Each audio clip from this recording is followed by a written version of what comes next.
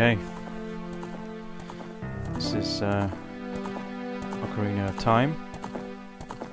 I'm just going to let you guys enjoy the start screen here because it is quite iconic.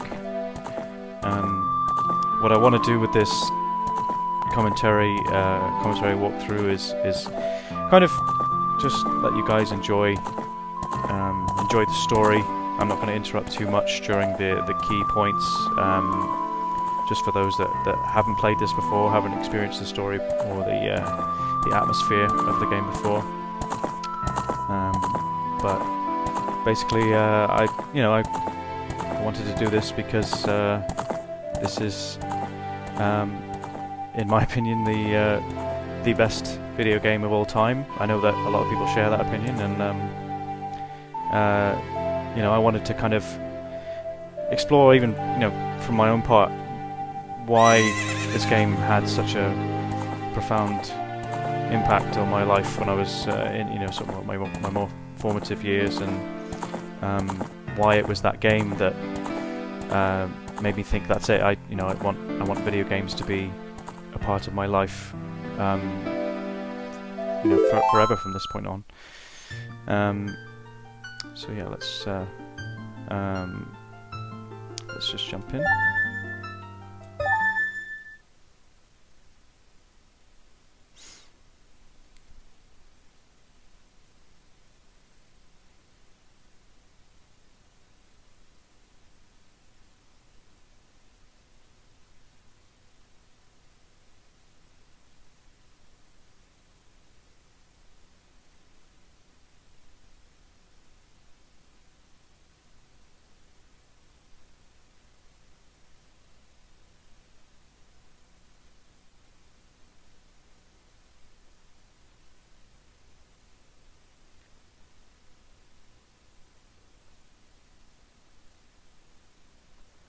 So they lay the exposition on pretty thick, right from the start.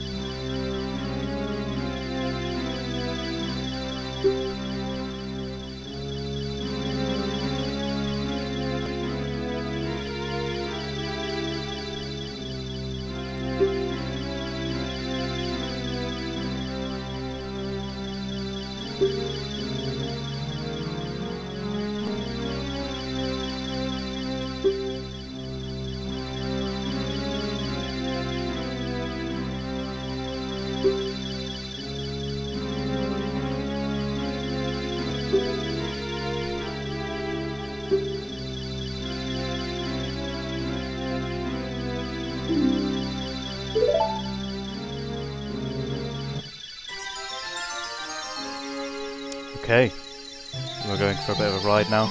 This is this is a scene that I've seen on YouTube. A lot of people say that Navi is essentially she seems drunk here because she lives in this forest. She knows all these people, so why she wouldn't know where Link's house is doesn't really make any sense. Obviously, it's just Nintendo showing off and just showing off the power of the N64 here, but yeah, this is we're essentially following the perspective of Navi, who the Deku tree has entrusted with this task of going to entreat Link to meet him.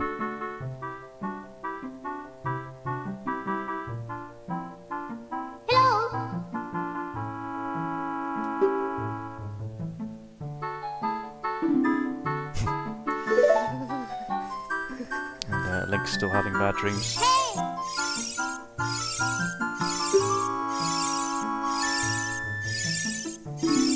Apparently it can.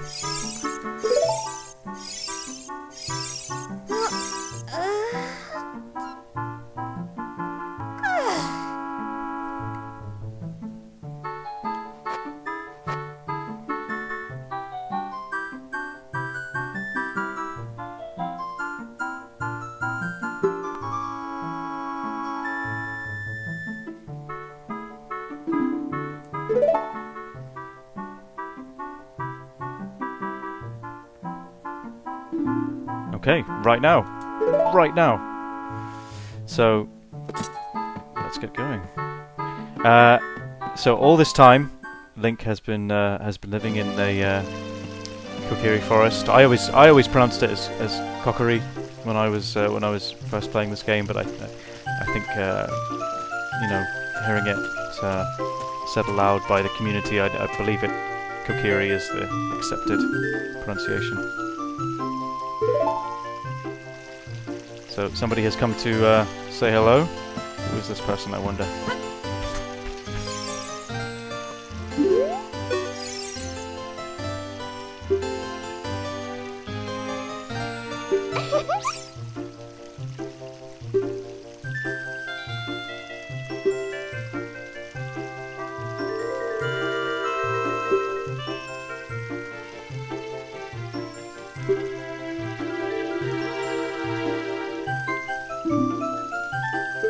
Okay, I will.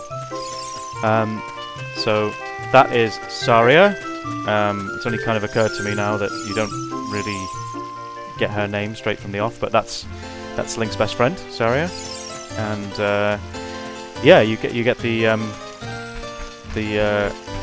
setup where Link is the only fairy in the Kokiri forest never. The only Kokiri in the Kokiri forest never to have a fairy. And the Deku Tree has entrusted Navi with being his partner. So he finally has a fairy partner.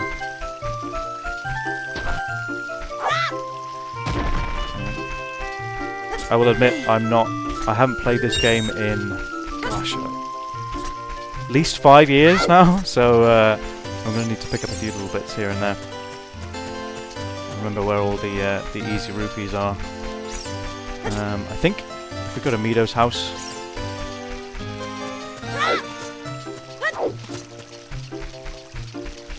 Pretty sure there's some rupees in here. So rupees are the currency of the game. And I'm collecting them just because we're going to need them before we can advance.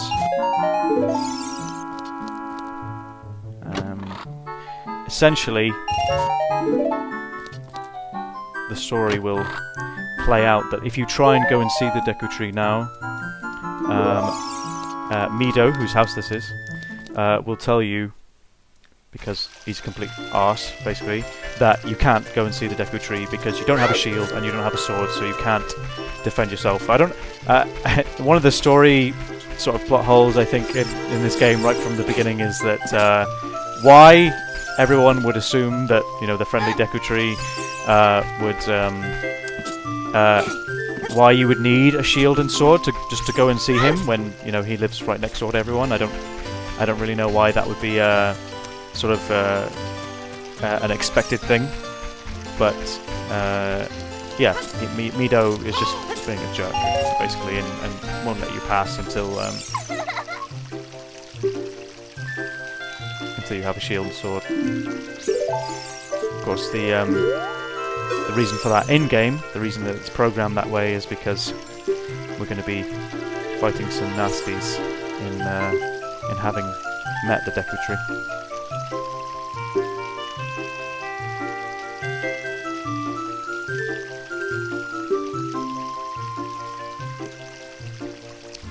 So part of the game mechanic that's being explained now is that your fairy, because you have one now, Navi enables you to target people, which I presume just means, you know, look at them, essentially. Something that you apparently couldn't do before Navi. Rupee hidden behind the store there, and I think if I cross the path here, I can get another 5 rupees, yeah. So, I am quite lazy. When it comes to finding rupees, I will pretty much just run in and out and grab that 5 rupee piece again. I don't know, can I get this one again? I'm not even sure. No, apparently I can't. Yeah, it's a shame. But I know, you know, from previous playthroughs, obviously, that I need exactly 40 rupees to purchase a shield. And I think I'm kind of doing it in the wrong order because I should be getting the sword first. What does the sign say? Training center. Don't recklessly cut signs, okay. Anyone who's played through this game before will know that you can cut signs all you want. It's not a big deal, and there's actually quite a lot of fun in it.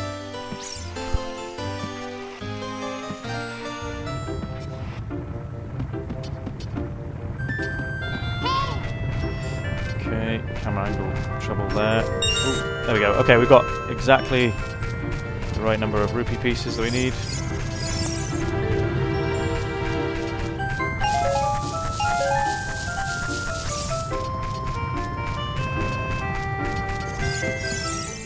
Ooh. It's that infamous music. Kokiri sword. Okay, that was pretty easy. So, got our first key item in the game. Borrow it for a while. I can tell you that he's going to be borrowing it for quite a while, I expect. You do have to go onto the start screen to equip it, so we'll do that now.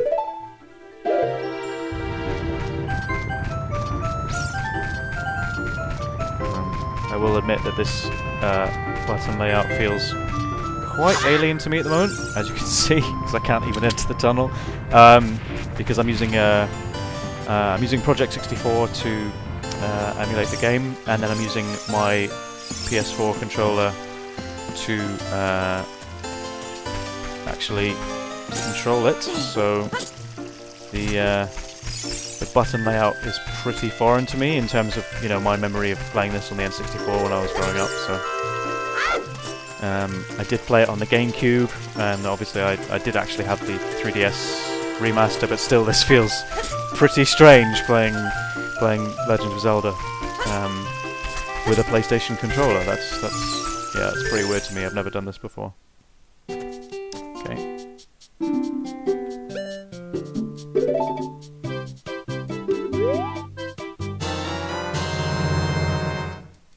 Okay.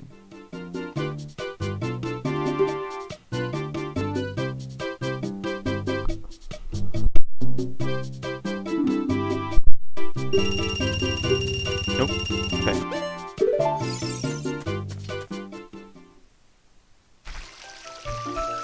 So we'll go back onto the start subscreen.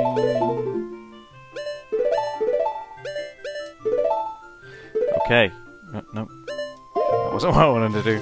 Okay, now Link is looking as he usually will. Shield and sword. He's looking the part. Alright, this guy is a pain in the bum. Right.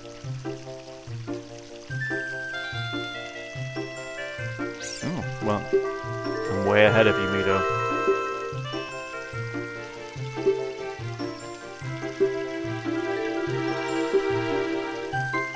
Yeah. Damn right it is.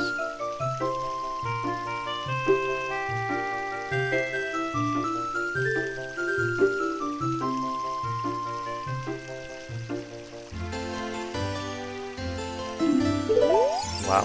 He is so bitter as a character. You will learn to really dislike Mido.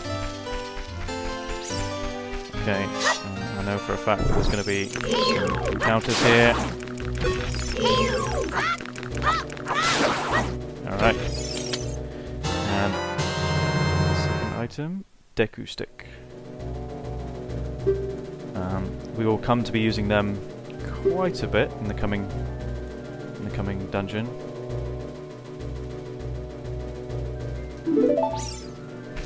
It says don't waste them, but you know, I mean, you can waste them. They're not that big a deal. Usually the game will give them to you if it needs them. Okay.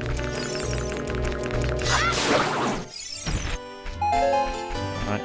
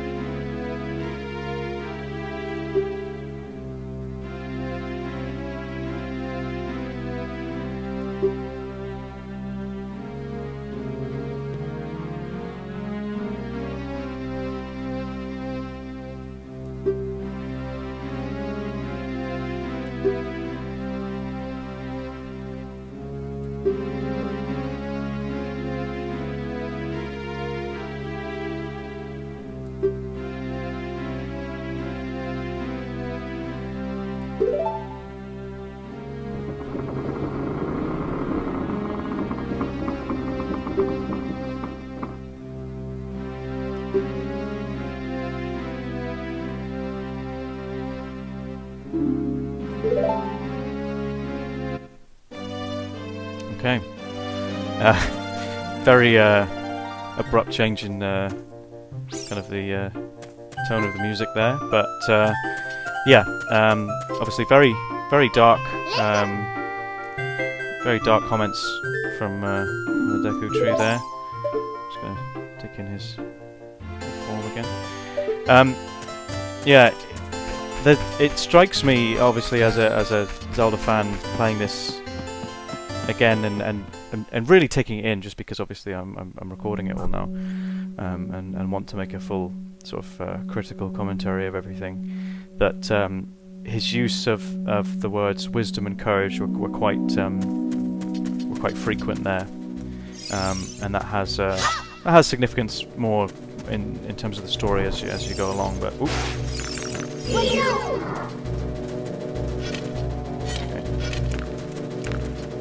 still getting used to these controls a little bit, but okay, that wasn't too bad. That was fine. Okay, Deku Nut. So this item has a stunning effect because I've accidentally skipped over all that text.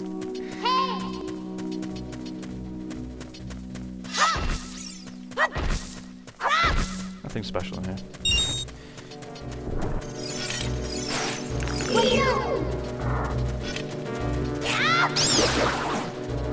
Yeah, essentially the game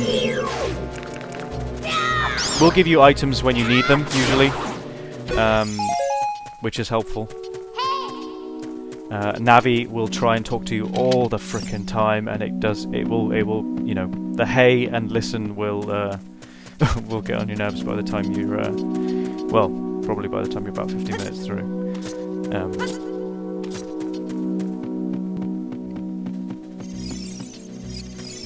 So there are enemies here that, yeah, Navi will interrupt and just say that, basically tell us that the vines are strong enough, sturdy enough for us to get a grip.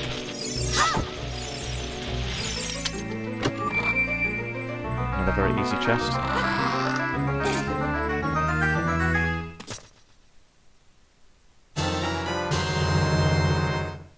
Okay. So get used to seeing this.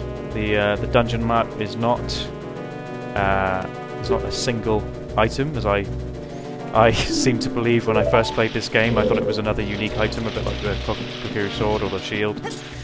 There is a dungeon map for every dungeon in the game, which makes sense, right? You know, 12-year-old self didn't quite click onto that.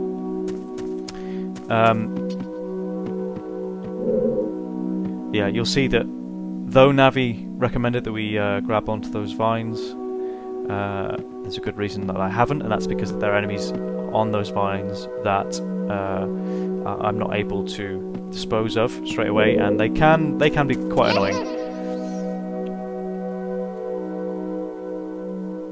Yeah, this is more for just the technical side.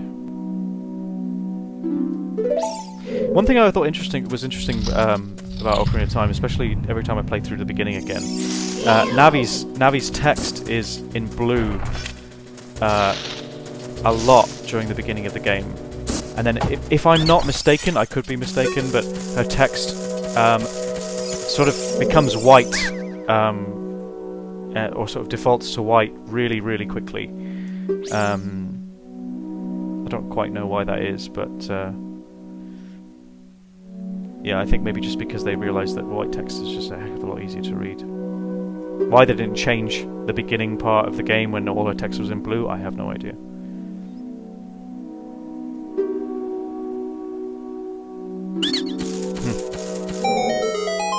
I always like the little noise there. Okay.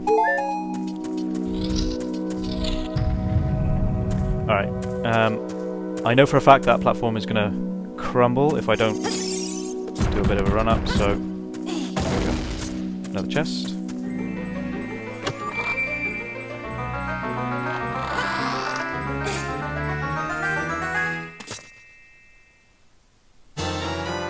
Right, and we have our first dungeon item, the slingshot.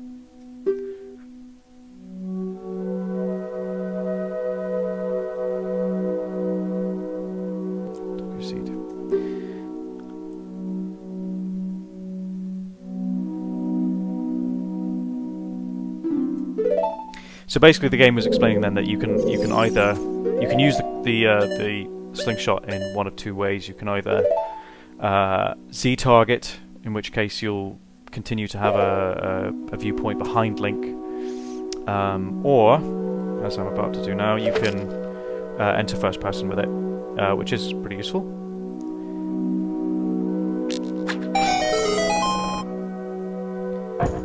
Okay, getting used to the inverted y-axis here, but never mind.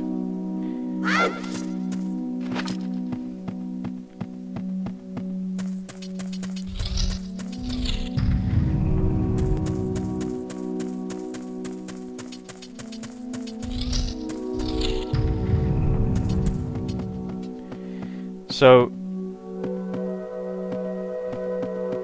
what you need to do now is take this weapon that you've just received, use it in the Z targeting mode that I explained, and pretty easily get rid of these guys, actually.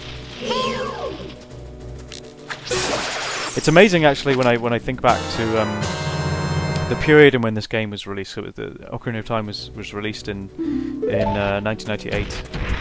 I believe it was November, beginning of November. I can't remember the exact date. That's gonna bother me. I feel like that's a Zelda fact I should know.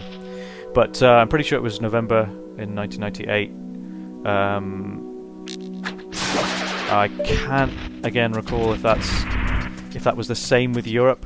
I mean, back in the late 90s and early noughties, the release dates for video games had really, really long periods, usually between the Japanese release, because most games at that time, the games that everyone was playing anyway, were Japanese, such as Nintendo games, and the release dates between Japan, North America, and Europe had quite long periods of wait.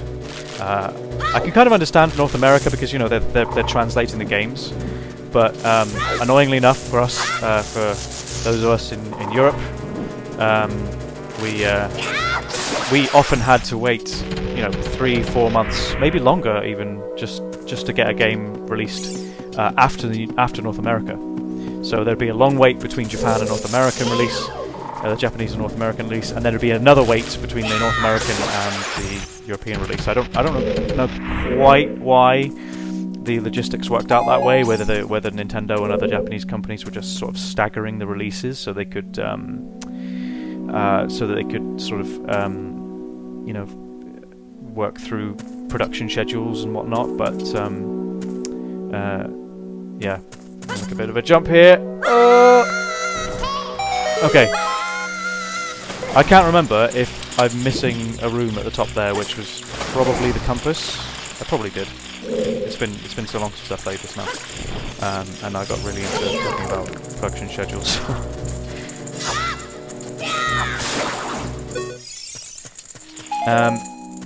But yeah, so there was a really long waiting period for this game to come out. So whether it came out in November in the UK, I don't know. I can't recall. Ocarina of Time wasn't a game that I ever bought on release. You know, I never had an N64 from its release date. I think it was at least a year. And even then, I had an N64 for about 6 months before I was fortunate enough to stumble upon Zelda. So this is a gold Skulltula. I probably won't get to the point where I collect all of them, because this is going to be a pretty speedy walkthrough. But this is, you know, mainly story based. What I have to do here, if I remember rightly, is take out our trusty Deku stick, which has the unique property of being able to be set on fire. Oh, that was careless. Oh, he still had it for a second there, but then I lost it, so sorry, Link. Ah, what the fuck?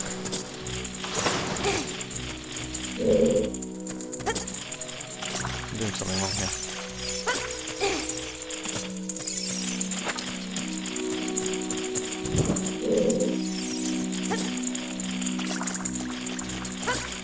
There we go. Just needed a bit more of a run up. So you can use the fire to burn all these webs, and I've very carelessly lost a Deku stick there. So the Deku sticks will eventually burn up.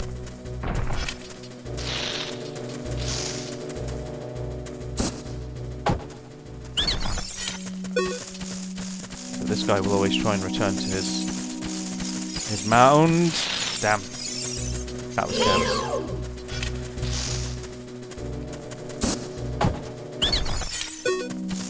Trick is to try and catch him on the way back. There we go. Very subservient, calling me master. Teach me something cool, eh? Okay. In the proper order. I can't remember whether this order changes based on the the game data or whatever, but 2, 3, 1.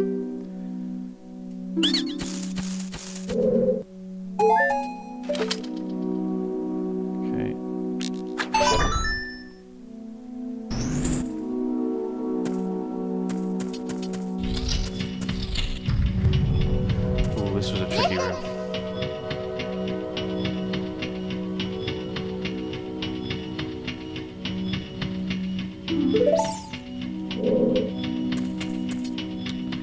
So this one took me a long time the first time I played through.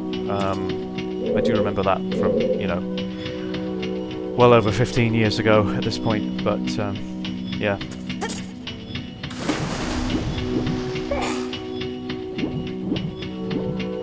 Look, there is a switch. I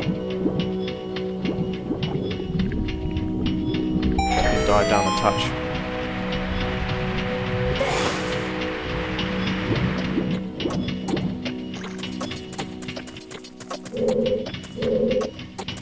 But yeah, I was going to mention that back in the period that when this game was released, that was before I went on that long tangent about production lines and production restrictions.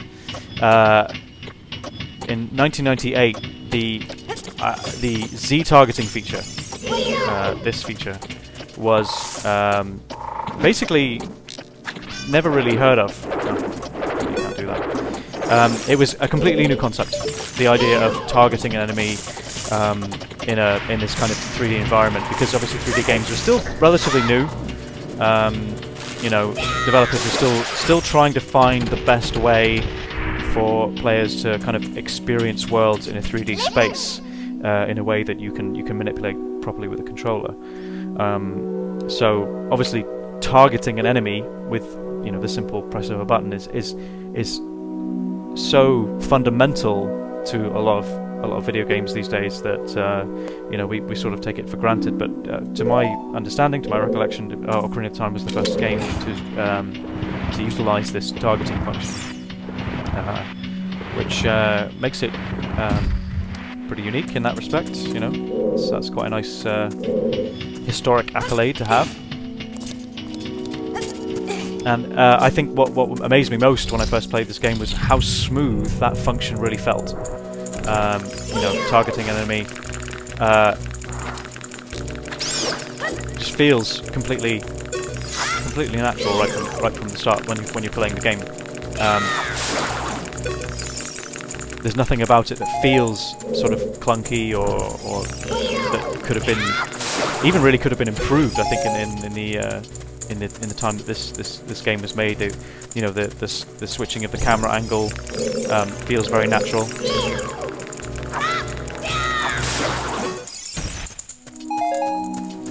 So that was one thing that really kind of impressed me right from the start when I started playing this game.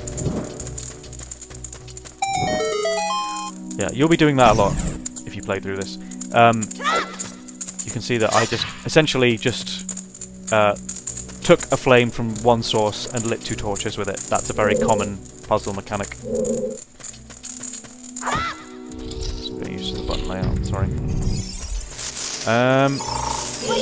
These, by the way, are called Skulltulas. That's where the source of the name of the gold Skulltula comes from.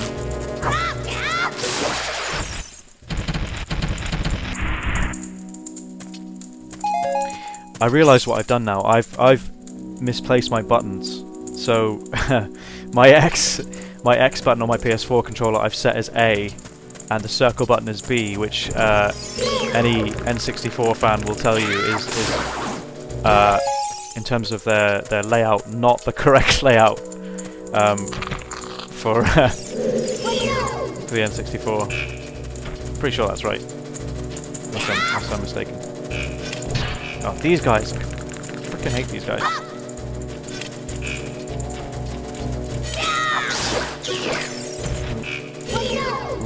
Jumped over me that time. I forget what they're called. Goma lava. Goma lava, sorry. Oh.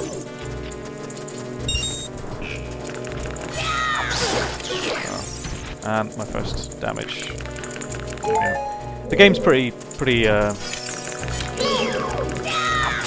generous with the hearts to begin with. Okay, as you can see here, we have another burning torch, so let's see what's behind this web.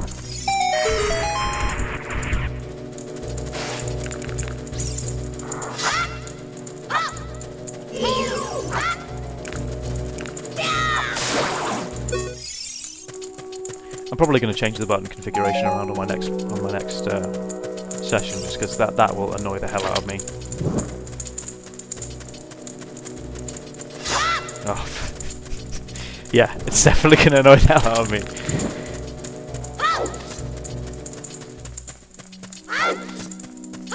Okay.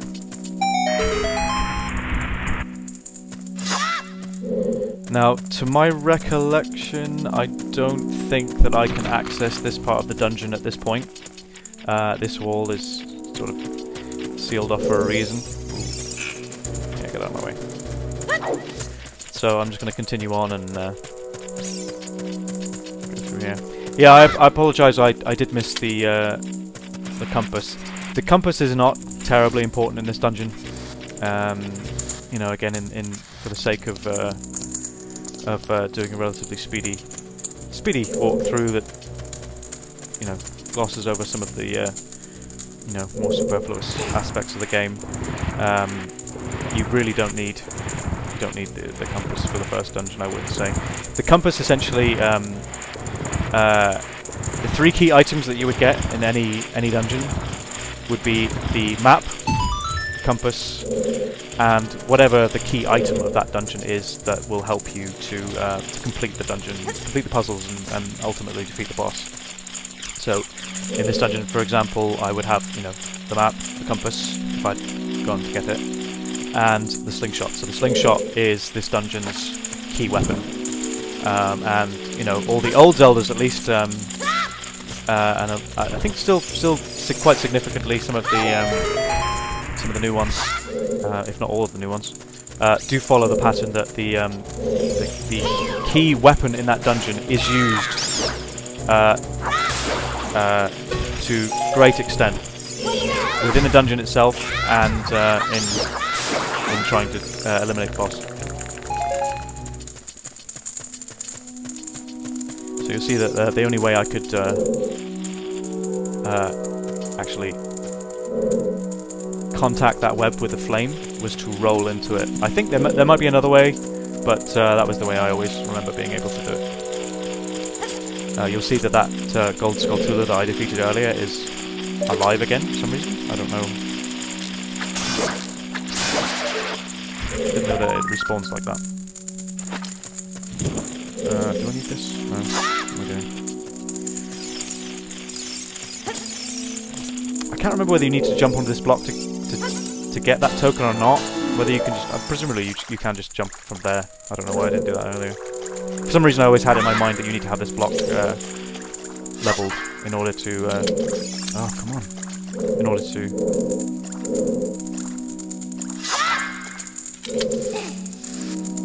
Why can't I climb? There we go. My controller input's a little bit dodgy, I'm afraid. I don't know why it's doing that.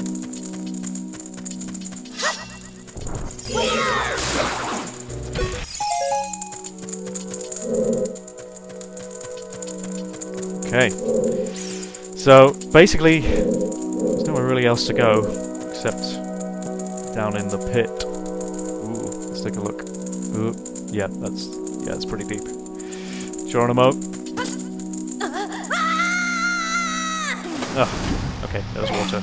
That helps.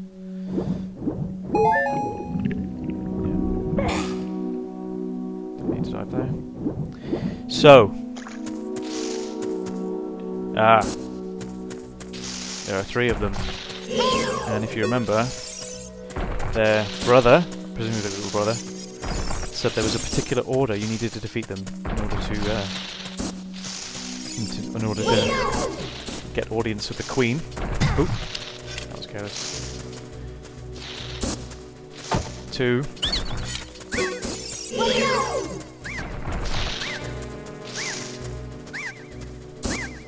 3 and 1.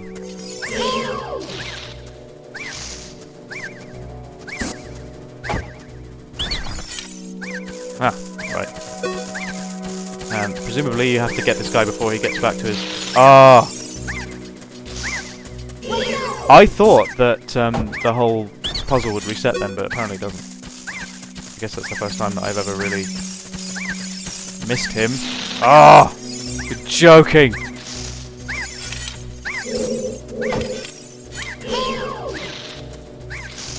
Yeah, if you deflect with your shield when you're not targeting, at least in this game, I think in Wind Waker it's a lot more forgiving, but in Ocarina of Time, it's... oh, it helps if you target him. Yeah, you can often deflect in the wrong direction unless you're targeting back at the enemy. Queen Goma.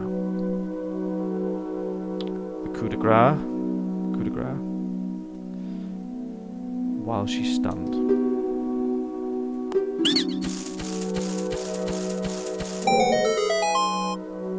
Now, before I jump into this first boss battle, I will sort of explain that I didn't defeat Queen Goma in the correct way. I didn't use the dungeon item at all, so that really confused my playthrough for the next couple of dungeons. I always thought there was maybe some other strange pattern, but I'll explain it in a moment.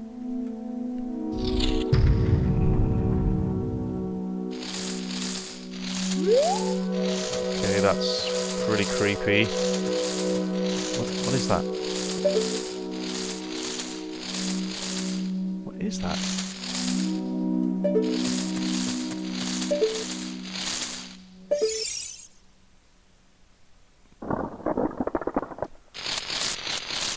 Oh my god!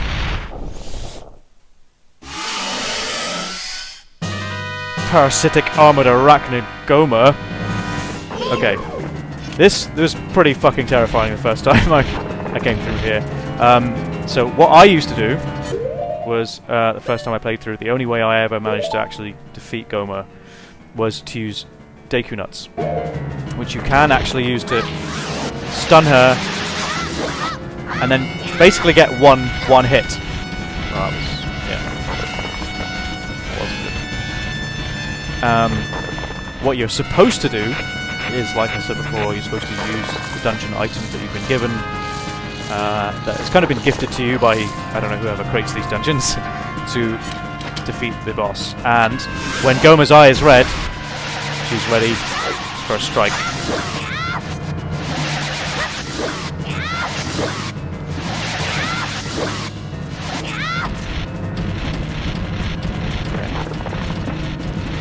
Just to give you some mechanics in the way that the battle system works in Ocarina of Time. A normal slash from your sword obviously is the damage rate is 1. You could say that's a standard attack. But a jump slash is worth 2.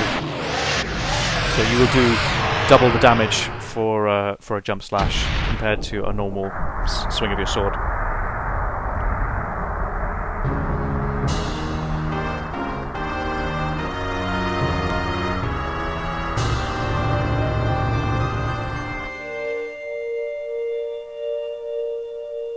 Alright. Okay, so when you defeat a boss, you will be gifted with a heart container, which increases your hearts from...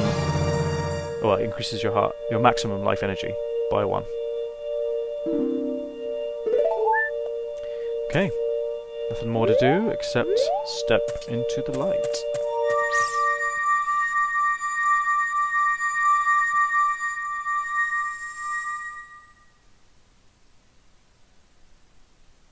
I always thought that movie sequence was awesome.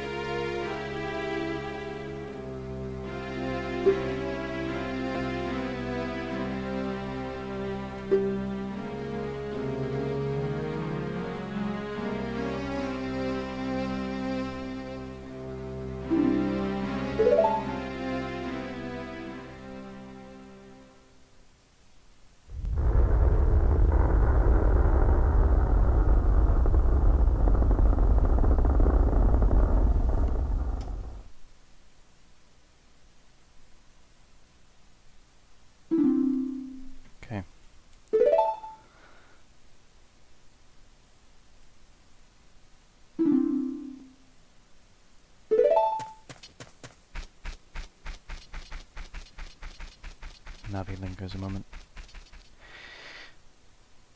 So, just to give you some background story or background context on what exactly just happened. Mido's just gonna interrupt me here, which is typical of him.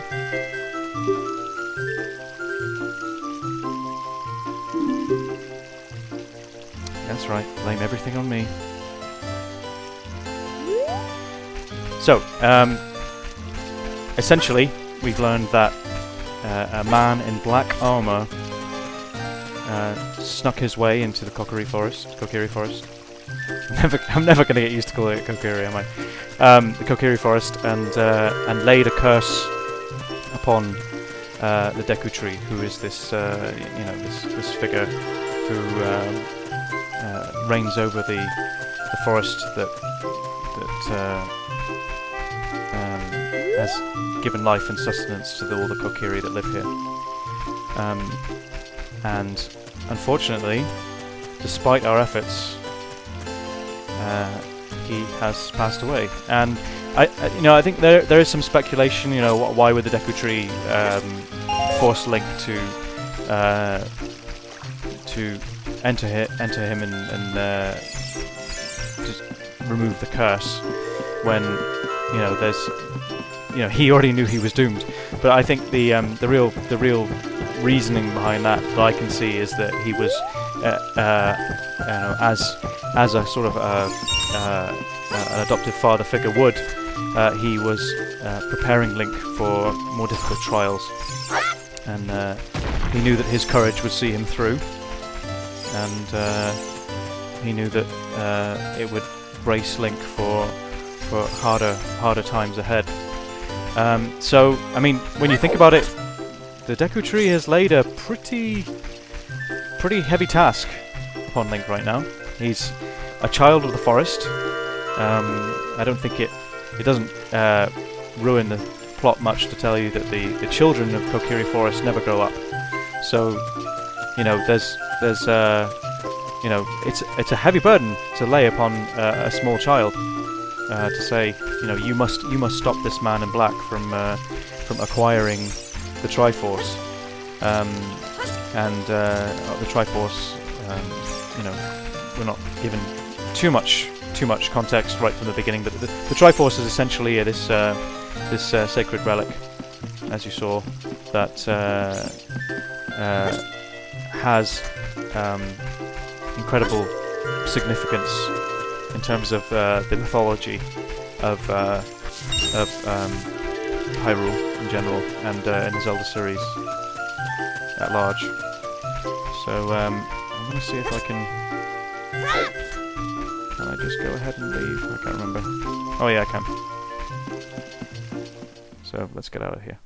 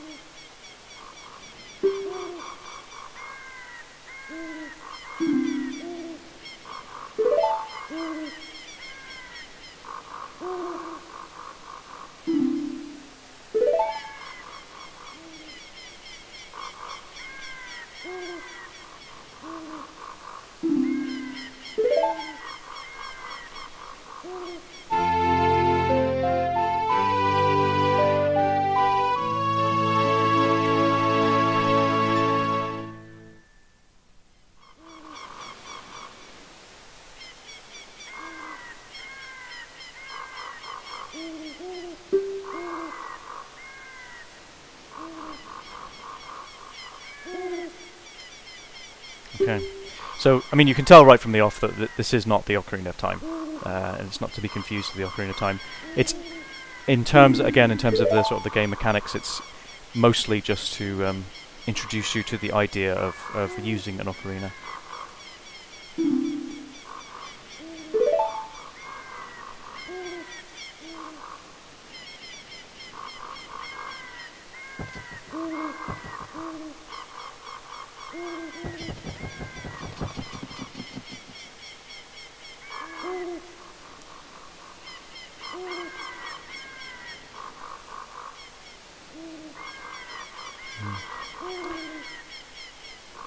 The lack of music in that scene always makes it a lot more emotionally wrought, I think.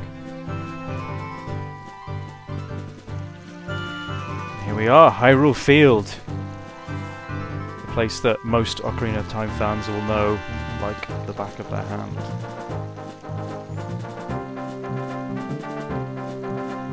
And I'm going to do a little bit of an outro here, and I think I'll probably save it and just finish this playthrough. But yeah, just as a kind of recap of the story so far, you know, Link has he's been entrusted with Navi, and he's sort of spent his whole life without a fairy companion. So he's that's an unusual enough start to his day as it is. And then, you know, he's been told that he needs to go and see the Deku tree, this guardian of the Kokiri forest, who has grave news, and tells him that he needs to defeat this curse within him. We destroy Goma, which it's become evident that this man in black armor has kind of set upon the Deku tree as a punishment for not entrusting him with the spiritual stone, the Kokiri's emerald.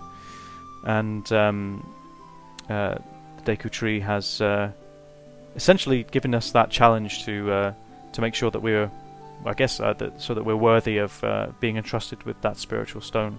So, obviously, the spiritual stones, we only know of this one at the moment. The spiritual stones have quite significance in terms of our adventure and how we're going to be able to stop this man in black armor.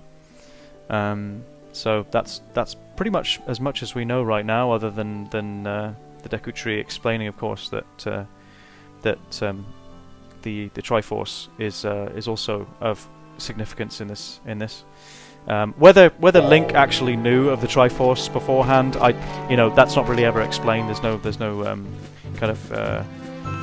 narrative that really describes whether he was aware of that before or not. My always understanding was always that he didn't. but he's just kind of being introduced to this almost as much as we are. So the only other thing is that Saria, as we're leaving in that quite emotional goodbye, said that that Link is not like her and her friends, and that will have some pretty interesting story significance down the line. But it'll be a good few hours before we get there. So I want to thank you guys for watching this first part of the playthrough, and until next time, thanks for watching.